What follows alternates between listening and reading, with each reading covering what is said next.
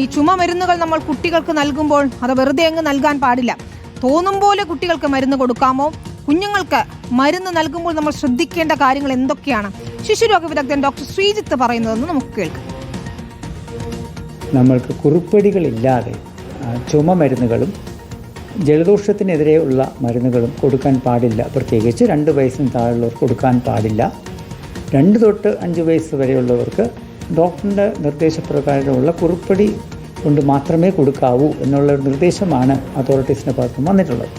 കുട്ടിയുടെ വെയിറ്റ് അനുസരിച്ച് ഡോസ് എഴുതി അതനുസരിച്ചിട്ടുള്ള മരുന്നും അതിൻ്റെ കമ്പോണൻ്റ് അടങ്ങിയിരിക്കുന്ന മരുന്നുകൾ മാത്രമേ വിൽക്കാൻ പാടുള്ളതുള്ളൂ. കഫ് സിറപ്പ് എന്ന് ഉദ്ദേശിക്കുന്നത് സാധാരണ ചുമയ്ക്കെതിരെ അല്ലെങ്കിൽ ചുമ നിർത്താൻ വേണ്ടി മാത്രം ഡെക്സ്ട്രോമിഥോഫാൻ എന്നൊക്കെ പറയുന്ന കോൺസ്റ്റിറ്റ്യൂൻ്റ് അടങ്ങിയിരിക്കുന്ന മരുന്നുകളെയാണ് ഉദ്ദേശിക്കുന്നത്. ബ്രോങ്കോ ഡയലേറ്റേഴ്സ് എന്നുള്ള വിഭാഗമുണ്ട്. അതായത് നമുക്ക് ചെറിയ അലർജി, ശ്വാസമുട്ടൽ, ഇതിൻ്റെയൊക്കെ ആദ്യ ലക്ഷണം എന്ന് പറയുന്നത് ചുമയാണ്. അതിന് ആ ശ്വാസകോശം ചുരുങ്ങാതിരിക്കാനുള്ള ബ്രോങ്കോ ഡയലേഴ്സാണ് കൊടുക്കേണ്ടത്. അത് പക്ഷേ ഈ കഫ് സിറപ്പ് എന്നുള്ള ഭാഗത്തിലോട്ട് വരുന്നില്ല. അത് നമുക്ക് കൊടുക്കുന്നതിൽ തെറ്റുമില്ല. ഇൻഹലേഷൻ തെറാപ്പി, അതായത് നെബുലൈസേഷൻ അല്ലെങ്കിൽ ഇൻഹേലേഴ്സ്, ഇവയെല്ലാം നമുക്ക് കൊടുക്കാവുന്നതാണ്. ഇതിന് സൈഡ് ഇഫക്റ്റുമില്ല. പിന്നെ അങ്ങനെയുള്ള കാര്യങ്ങളോട് കൂടുതൽ നമ്മൾ ശ്രദ്ധ ചെലുത്തേണ്ടിയിരിക്കുന്നു. അപ്പോൾ ഡോക്ടർ ശ്രീജിത്ത് പറഞ്ഞതുപോലെ തന്നെ കുഞ്ഞുങ്ങൾക്ക് മരുന്ന് കൊടുക്കുമ്പോൾ കൃത്യമായ കരുതൽ വേണം.